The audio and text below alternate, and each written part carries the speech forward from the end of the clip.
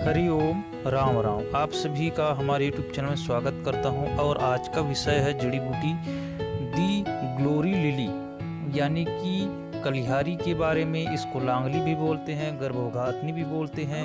आयुर्वेद में इसके कई नाम हैं और हिंदी में इसको कलिहारी कहते हैं और विशल्या इसका संस्कृत नाम है। और छत्तीसगढ़ के लोग इसको झगरहीन के नाम से जानते हैं, झगरहीन बेला या झगरहीन बूटी के नाम से। चलिए, यह एक उपविष के अंतर्गत आता है आयुर्वेद में। अब इसकी लताएं होती है बरसात के महीने में आसानी के साथ। आपको भादों के महीना में इसके पुष्प दिखाई देंगे। इसकी दो प्रजाति होती है, एक सफ़ेद फूल वाली होती है, अत्यंत दुर्लभ होती है। इसमें स्त्री और मादा दो जाति का होता है। तो स्त्री वाला में दो कंद होते हैं वी की भांति, और जो पुरुष जाति का कंद होता है एकल ही होता है। और इसको विपुष की गणना में माना गया है। और यह गर्भ को गिराने वाली होती है, और जो शरीर में किसी पर कांटा वाटा लग गया हो उसको निकालने उखाड़ने वाली, और विष को मिटाती है।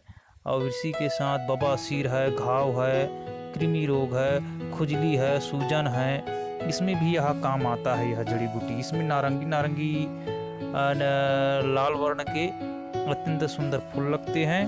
तो चलते हैं मित्रों, हम इसके कुछ औषधीय प्रयोग बताते हैं। जिस किसी भाई बहनों का शरीर में किसी भी प्रकार से औजार से सूजन औजार गड़ गया हो और वो नहीं निकल पा रहा हो, अंदर से निकालना मुश्किल हो गया है, तो इसके कंद को पीसकर उस जगह पर लगाने से उसको निकाल देता है। रामायण में हमने ऐसा सुना है कि इसी औषधि से लक्ष्मण को शक्ति बाण लगा था, तो सुसेन वैद्य ने इसी का कंद लगा करके उसके प्राण बचाया था और उस जो बाण लगा था उसको निकाला था, ऐसा वर्णन मिलता है। तो आप ये परीक्षण का विषय है, शोध का विषय है।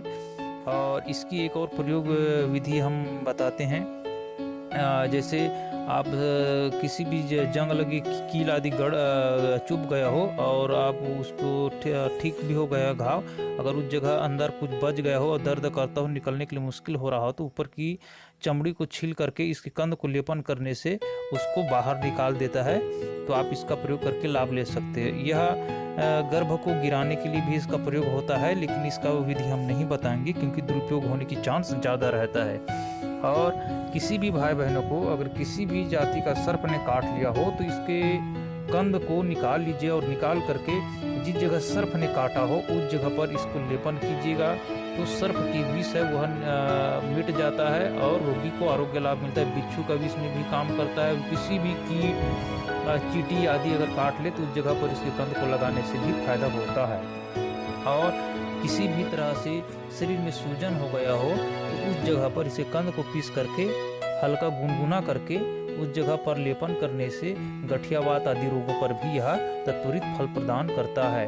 और तंत्रिका आदि सूल जैसा दर्द होता हो तो उसको कंद को पीस करके लेपन करने से तंत्रिका के जितने भी आपके सूजन हो गए हो, दर्द हो गया हो, उसमें भी यह काम करता है।